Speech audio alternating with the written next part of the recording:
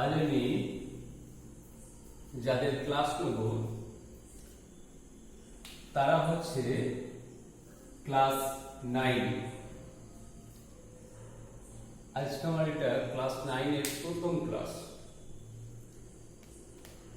আমি আশা করছি আমার ক্লাস 9 এর সমস্ত ছাত্রছাত্রী ভালো আছে, সুস্থ আছে এবং তাদের যে কাজ পড়াশোনাটা বাড়িতে করছে। আজকে আমাদের প্রত্যেককে প্রতিদিন অতিক্রম করতে হচ্ছে একটা ভয়ঙ্কর দিনের মধ্যে দিয়ে। সেই ভয়ঙ্কর দিনটা নিয়ে আমি বিস্তৃত কিছু বর্ণনা করছি না, কারণ তোমরা এটা সবাই জানো যে করোনা ভাইরাসের জন্য আমরা প্রত্যেকেই বাড়িতে রয়েছি, তোমরাও বিদ্যালয়ে আসতে পারছো না। ফলে একটা নতুন অভিজ্ঞতা তার সম্মুখীন তোমরা হচ্ছো। মনে হবে যে ভয়ঙ্কর দিনটা অভিজ্ঞতা নয়, আজ হয়তো আমাদের এভাবেই অতিক্রম করতে জীবনগুলোকে স্ট্রাগল করে। তা আমাদের ভয় পাওয়ার কিছু নেই। এরকম আমাদের জীবনে নানা রকম প্রতিকূলতার দিন আসবে, সেগুলো আমাকে বা তোমাদের কাটিয়ে উঠতে হবে এবং তোমরা পারবে, সেটা আমার বিশ্বাস। তা সেই জন্য একটা নতুন অভিজ্ঞতা তোমাদের যেটা বলতে চাইছি, আমরা বা তোমরা এখন পড়াশোনা করতে অনেকটা নির্ভরশীলতার মধ্যে দিয়ে, অর্থাৎ স্কুল শিক্ষক বা প্রাইভেট টিউটরের উপর ভরসা করে পুরোপুরি তোমরা পড়াশোনা করছে। অর্থাৎ যেমন এখনকার শিশুরা যে টিফিনগুলো করে সেগুলো ওই বাইরে তৈরি খাবার, যেমন ম্যাগি, চাউমিন, চাইনিজ নানা ফুড, মোগলাই, এগুলো লিট্টি। এখন নিজের বাড়ির তৈরি খাবার কেউ খেতে পারে না। তেমনি পড়াশোনার ক্ষেত্রেও তোমাদের সেরকমটা, নিজেরা পড়াশোনাটা অনেকটাই কম করো, খুব কম ছেড়ে দিয়ে স্কুলের শিক্ষক প্রাইভেট টিউটর যেটি পড়িয়ে দেবেন সেটি তোমরা বাড়িতে একটু প্র্যাকটিস করো। এই নিজের থেকে বইগুলো, সুন্দর বইগুলো আছে যেগুলো নিজেরা পড়ে খুব সুন্দর পড়া যায়, সেই অভিজ্ঞতা তোমাদের খুব কম ছিল। অর্থাৎ সেলফ লার্নিং, এই সেলফ লার্নিং এর যুগটা কিন্তু এই করোনার মধ্যে দিয়ে এসে গেল। অর্থাৎ তোমাদের মধ্যে যারা নিজে নিজে পড়াশোনা করতে পারো তাদের খুব যে একটা অসুবিধা হবে এমনটা নয়। তারা একটু মনোযোগ দিয়ে একই জিনিসকে বারবার করে যাবে, দেখবে অনেকটাই বোধগম্য হয়ে যাচ্ছে। এখন সেই সেলফ লার্নিং, নিজে স্টাডি করবো বইগুলো, এক সময় ছিল আমাদের যে আমরা তোমাদের এসে করতাম যে মোবাইল আনবেন। শিক্ষা দপ্তর আমাদের কাছে নির্দেশিত করেছিল কোনো শিক্ষক মোবাইল নিয়ে ক্লাসে ঢুকতে পারবে না। কিন্তু দেখো সেটা পাল্টে গেল এই কদিনের মধ্যে। অর্থাৎ তোমাদেরকে আমরা বলছি যে মোবাইলের নেট থেকে আমাদের ক্লাসগুলোকে প্রতিদিন দেখো বিভিন্ন বিষয়ে, আর আমরা আমাদের মোবাইল দিয়েই তোমাদের সঙ্গে আজকে কোরিলেশন, তোমাদের সঙ্গে পরস্পর কানেক্ট কিন্তু আমরা মোবাইলের মধ্যে দিয়েই করছি, কারণ তুমি তোমার বাড়িতে, আমি আমার বাড়িতে। তাহলে সময়ের সাথে সাথে বিজ্ঞানের যেমন যত দিন যায় বিভিন্ন আমাদের চলার পথগুলো পরিবর্তন হয়, সেরকম পরিবর্তনের মধ্যে দিয়ে আজকে আমাদের নেটের মাধ্যমে পড়াশোনা চলছে। হয়তো আগামী দিনে আমাদের নেটের মধ্যে দিয়ে পড়াশোনার মধ্যে দিয়ে আমাদের ছেলে মেয়েদের যেতে হবে। যাক, ওগুলো নিয়ে বিশেষ কিছু বলছি না। তোমরা সুস্থ থাকো এবং বাড়িতে পঠন পাঠনটা খুব ভালো করে নিজেরা ভালো করে বইগুলোকে খুঁটিয়ে বারবার, না বুঝলেও 3বার 4বার 5বার পড়ো, দেবে একসময় সেই কন্টেন্টের যে বিষয়বস্তুটা অনেকটা বুঝতে পারবে। যাক, আজকে আমি তোমাদের ক্লাস 9-এর যে গণিত করাবো তার আমি শুভ স্যার থেকে কিছু নিচ্ছেন, আরও কেউ নিচ্ছেন, আমি সেটা তোমাদের করবো জ্যামিতি। তা আমরা আলোচনা করে তাই বললাম। তা আমি যে জ্যামিতি করাবো, আমি জ্যামিতির উপপাদ্য 20 এই উপপাদ্যটা করবো। এখন উপপাদ্য 20 পুরোটা আমরা বিস্তৃত এখন না লিখবো, আমি তোমাদের ঘুষি দেবো, মনোযোগ দিয়ে শোনো, পরিষ্কার বুঝতে পারবে। আর জ্যামিতির পুরো নিজের যদি বুঝতে পারো নিজের ভাষায় সুন্দর করে লিখবে। পুরো যেমন একটা বাংলা ইংরেজি গ্রামার আছে, আমাদের গণিতেরও গ্রামার আছে, গ্রামার ফলো করে, অর্থাৎ জ্যামিতির ক্ষেত্রে তার যে রুলসগুলো আছে সেগুলো মেনটেন করে আমরা যদি পরপর লিখে লিখে নিজের ভাষায় লিখে যাই কিন্তু আমাদের ভুলগুলো হয়েছে। আমাদের উপপাদ্য কি বলছে যে কোনো ত্রিভুজের দুটি বাহুর মধ্যবিন্দুর সংযোজক সরলরেখা তৃতীয় বাহুর সমান্তরাল এবং অর্ধ। আমি এখানে কি ধরেছি, কোন ত্রিভুজ, আমি ত্রিভুজ নিয়েছি, মনে করছি এবিসি একটি ত্রিভুজ। তাহলে এবিসি ত্রিভুজের আমি এবি বাহুর মধ্যবিন্দু নিয়েছি ডি, এসি বাহুর মধ্যবিন্দু নিয়েছি ই, দিয়ে কি করছি না ডি কে যোগ করেছি। আমাকে কি প্রমাণ করতে হবে না, প্রমাণ করতে হয় 1 নম্বর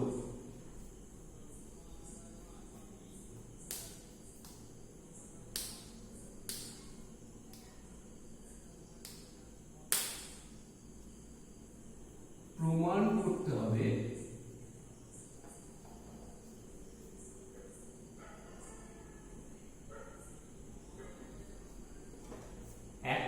হচ্ছে ওই যে ডিই সংযোজক রেখাংশ এটা সমান্তরাল হবে তৃতীয় বাহু বিসি।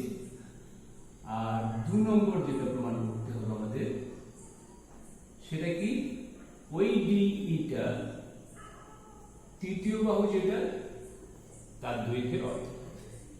এই দুটো জিনিসকে আমাকে প্রমাণ করতে হবে। এখন এই যে চিত্র এবিসি আর ডি আর এই মধ্যবিন্দু সংযোজক সরলরেখা ডি, এই ছবি থেকে যদি আমার প্রমাণটা করা সম্ভব হতো তাহলে কিন্তু আমি অঙ্কন করতাম, কিন্তু এই ক্ষেত্রে আমার করা যাবে না। তার জন্য আমি অঙ্কন করলাম। কি অঙ্কন করেছি আমি, স্টেপ ওয়াইজ সুন্দর করে দেখে যাও, আমাদের কিন্তু প্রমাণটা খুবই সহজ। আমরা ইডি রেখাকে বাড়িয়ে দিয়েছি কত দূর, এফ পর্যন্ত কত দূর বাড়িয়েছি, যেন ওই ডিই রেখার দৈর্ঘ্য ডিএফ রেখার দৈর্ঘ্যের সঙ্গে সমান হয়। তাহলে অঙ্কনটা কি করলাম, ইডি রেখাকে এফ পর্যন্ত এরূপভাবে বর্ধিত করলাম যেন ডি দৈর্ঘ্যটা ডিএফ এর দৈর্ঘ্যের সঙ্গে সমান হয়। তারপরে কি করেছি, ওই এফ বিন্দু আর ডি বিন্দুতে যোগ করে দিচ্ছি। তাহলে অঙ্কনটা আমরা ডি রেখাকে বাড়ানো বললে আমরা এই দিকে বাড়ানো হবে, তাহলে ওই দিকে প্রমাণটা করতে হতো। আমি কিন্তু এই দিকে সরিয়ে গেছি, তো ইডি রেখা দিয়ে, তাই ইডি রেখাকে সরল রেখা বলতে হয়।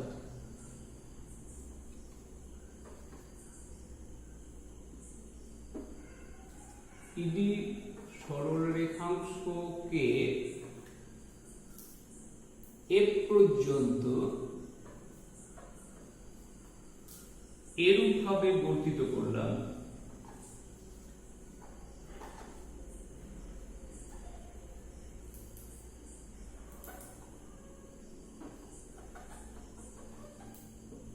যেন কিরকম হয়, ইডি রেখার দৈর্ঘ্যটা ডিএফ রেখার দৈর্ঘ্যের সঙ্গে সমান।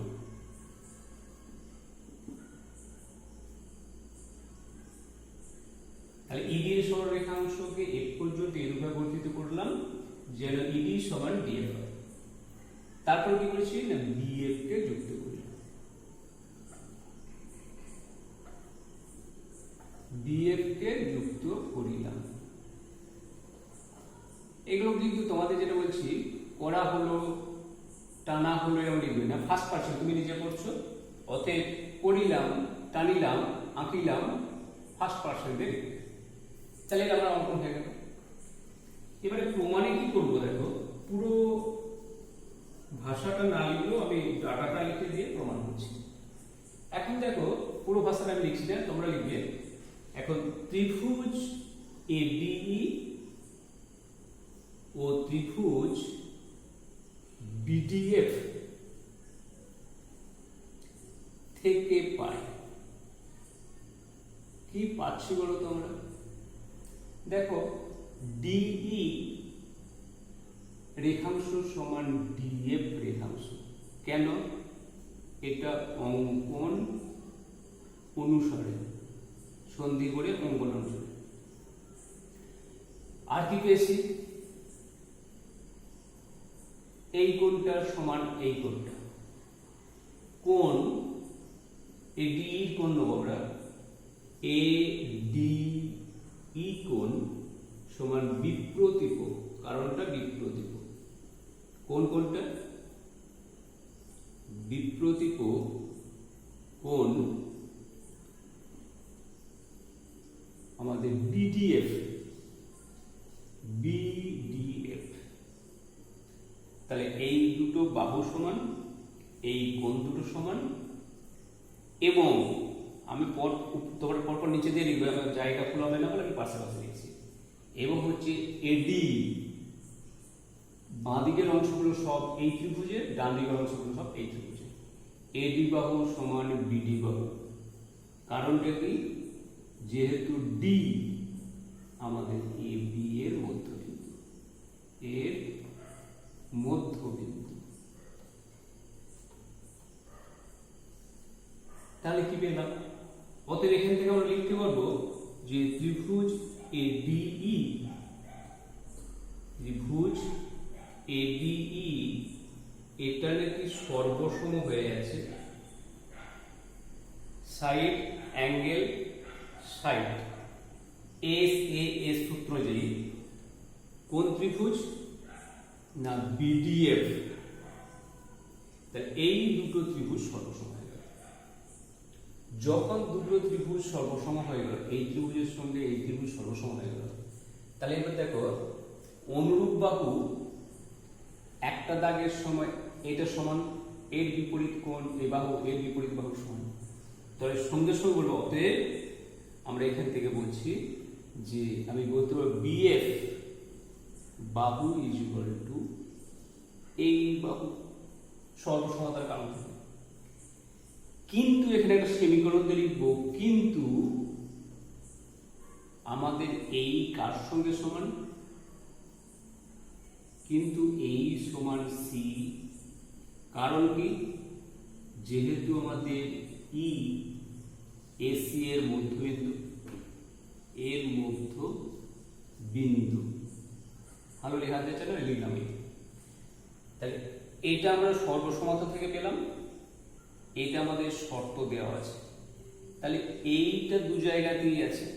তাহলে এখান থেকে আমরা একটা সিদ্ধান্ত নিতে পারি, ওই বিএফ বাহুটা সি সঙ্গে সমান। এটা কিন্তু একটা কন্ডিশন আমি পেয়ে গেলাম, এটা কিন্তু সর্বসমতা থেকে পেলাম।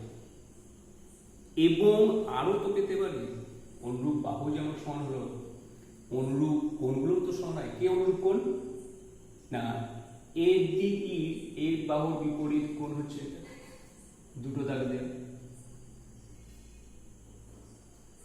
আর এর সঙ্গে সমান হবে এটা। তাহলে এই দুটো কোণ সমান। তাহলে আমরা লিখতে পারি, এবং ডিএই কোণ ডিএই সমান অনুরূপ সর্বসমতার জন্য অনুরূপ কোণ বিডিএফ, বিডিএফ।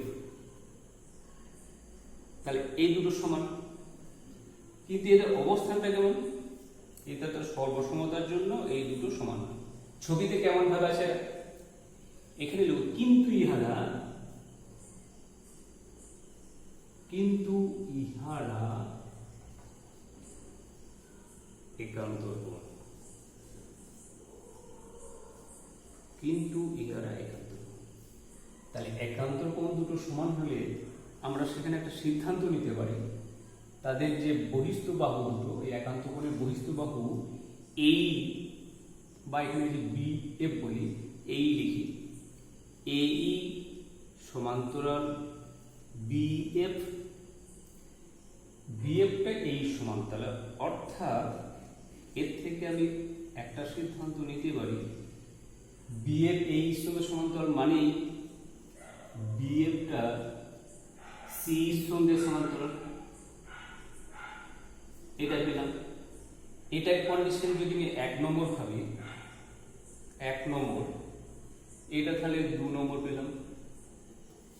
এই 1 আর 2 কে আমরা যদি রিলেট, তাহলে বিএফ 1 নম্বর পেয়েছি, বিএফটা সি এর সমান, এটার সঙ্গে সমান।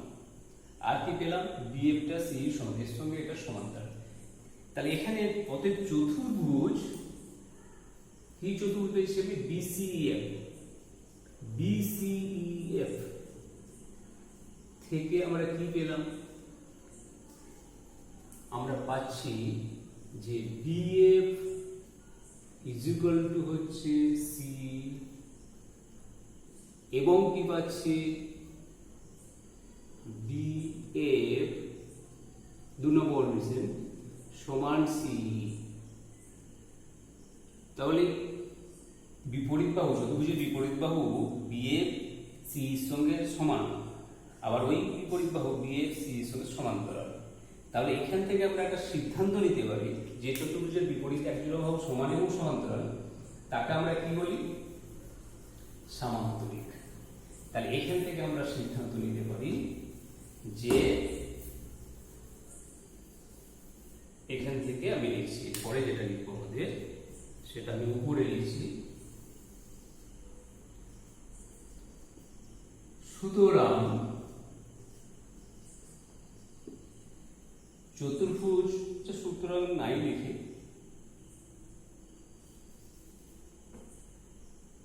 এখন চতুর্ভুজ, আচ্ছা লিখেছি তো আমরা, সুতরাং কত বেড়ায় সমান্তরিক, আমি এটা লিখিনি ভাবলাম। সুতরাং বিসি টিএফ একটি সামান্তরিক, একটি সামান্তরিক। তাহলে এটা সামান্তরিক প্রমাণ হলো। যখনই সামান্তরিক প্রমাণ হলো তখন সঙ্গে সঙ্গে বলবো অতএব বিপরীত বাহু বিসি, বা আমি বলতে পারি ইএফ, ইএফ সমান্তরাল বিসি, ইএফ সমান্তরাল বিসি, যার মানে অর্থাৎ বলতে পারি ইএফ মানে হচ্ছে ডি, ডি সমান্তরাল বিসি।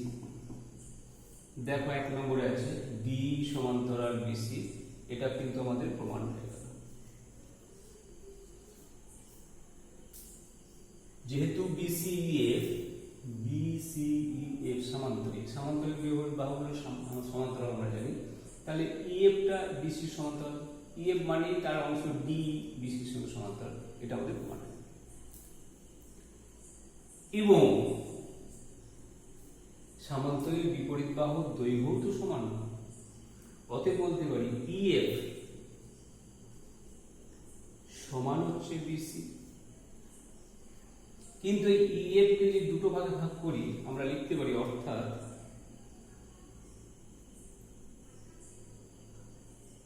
অতএব আমি লিখতে পারি এফডি সমান প্লাস ডি সমান বিসি। আমরা এইটাকে ভেঙে নিয়েছি, তাহলে এখান থেকে অতএব বলে লিখতে পারি এফডি আর ডি তো সমান, তাহলে 2d is equal to BC. কারণটা কি, যেহেতু ওই এফডি সমান হচ্ছে আমাদের ডিই, এফডি সমান ডি, সেই জন্য লিখতে পারি। তাহলে এখান থেকে এবার আরেকটু সরল করে লিখে পাবো যে ডিস ডিই 2 দিয়ে ভাগ করলাম উভয় পক্ষকে, সমান হাফ অফ বিসি। তাহলে এটা হলো আমাদের 2 নম্বর প্রমাণ। দেখো এখানে আছে আমাদের ডি সমান হাফ বিসি, তাহলে এটাও আমাদের প্রমাণ হয়ে গেল। আমাদের প্রমাণের কিন্তু উপপাদ্য 20-তে এই দুটোই প্রমাণ করতে বলা ছিল। তাহলে এখানেই আমাদের উপপাদ্যটা শেষ হলো। তবু আমি আরেকবার বলে দিচ্ছি, মনে করছি এবিসি একটি ত্রিভুজ যার এবির মধ্যবিন্দু ডি, এসির মধ্যবিন্দু ই। এখন প্রমাণ করতে হবে ডি এর সমযোজক রেখাংশ বিসির সঙ্গে সমান্তরাল আর ডি রেখাংশের দৈর্ঘ্য বিসির অর্ধেক, এগুলো প্রমাণ করতে হবে। আমি কি অঙ্কন করেছি মুছে দিয়েছি, ইডি রেখাকে এ পর্যন্ত এমন বাড়িয়েছি যাতে ডি সমান বিএফ, বিএফ কে যোগ করে দিয়েছি। দুটো ত্রিভুজ, এই দুটো ত্রিভুজে কি পেলাম, এইটার সঙ্গে এটার সমান অঙ্কন অনুসারে এডি সমান বিডি আমাদের শর্তে দেওয়া আছে মধ্যবিন্দু বলে, এই কোণটা সমান এই কোণটা বিপরীত কোণ, দুটো ত্রিভুজ সর্বসম। যখন এই ত্রিভুজ দুটো সর্বসম হয়ে গেল তখন সঙ্গে সঙ্গে আমরা বলবো এই সমান সমান করে বিএফ, বিএফটা এই সমান, বিএফ এই সমান, কিন্তু সেই এইটা ইসির সমান ই মধ্যবিন্দু বলে, তাহলে সেখান থেকে আমরা কি সিদ্ধান্ত নিতে পারবো, এই বিএফটা সি এর সঙ্গে সমান। এটা কিন্তু আমাদের সর্বসমতার জন্য। সর্বসমতার জন্য আরেকটা পাবো কি, অনুরূপ কোণ, কোণ ডিএই সমান বাহুর বিপরীত কোণ, এই সমান বাহুর বিপরীত কোণের সমান, অর্থাৎ ডিএই সমান ডিবিএফ। কিন্তু এরা অনুরূপ কোণ, কিন্তু এদের অবস্থান দেখে দেখছি আমরা এরা কিন্তু একান্তর কোণ। এবার একান্তর কোণ যেহেতু সমান, তাদের বহিস্থ বাহু দুটো সমান্তরাল হয়, তাহলে সেখানে বলবো আমাদের ওই এইটা বিএফ এর সমান্তরাল, অর্থাৎ কি বলবো, বিএফটা সি এর সমান্তরাল, এই অংশ সি এর সমান্তরাল। এবারে আমরা বিসিএফ চতুর্ভুজ নেব, যার কি পেলাম, বিএফ এর সঙ্গে সি সমান এক নম্বরে, এই যে বিএফ সমান সি, আর কি পেয়েছি বিএফ সমান্তরাল সি, এটা পেয়েছি দু নম্বরে। তাহলে চতুর্ভুজের একজোড়া বিপরীত বাহু সমান হলো এবং সমান্তরাল হলো, তাহলে এটা একটা সামান্তরিক। যখনই সামান্তরিক হলো তখন কি বলবো না, ইএফ বাহুটা বিসির সঙ্গে সমান্তরাল, ইএফ মানে ডি বাহু অংশ একটা, ডি রেখাংশটা বিসির সমান্তরাল, তখন আমাদের একটা এক নম্বর সমান্তরাল প্রমাণ হয়ে গেল। দ্বিতীয় কি বলছে, এবং যেহেতু এটা সামান্তরিক তাহলে ইএফ এর দৈর্ঘ্যটা বিসির সমান, এবং বলে আমরা লিখেছি যে এবং ইএফ সমান বিসি, কিন্তু এফ মানে কি, এফডি প্লাস ডি সমান বিসি হয়ে গেল। এবার এফডি আর ডি সমান দুটো নেই, তাহলে দুটো ডি লিখলাম সমান বিসি, এফডি ডি সমান হবে, তাহলে দুই পক্ষে দুই দিয়ে ভাগ করি, ডি সমান হাফ অফ বিসি, এই আমাদের উপপাদ্য। একটু মনোযোগ দিয়ে বাড়িতে পড়ে নেবে, দেখবে খুবই সহজ, কিছুই না, একটু ভালো করে একটু মনোযোগ দিয়ে পড়লে এগুলো হয়ে যাবে। ব্যাস আজকে এই রাখলাম, এবার বাড়িতে প্র্যাকটিস করো, একটু অনুশীলন একটা করো, পরে আমরা না পারলে করবো, রাখলাম।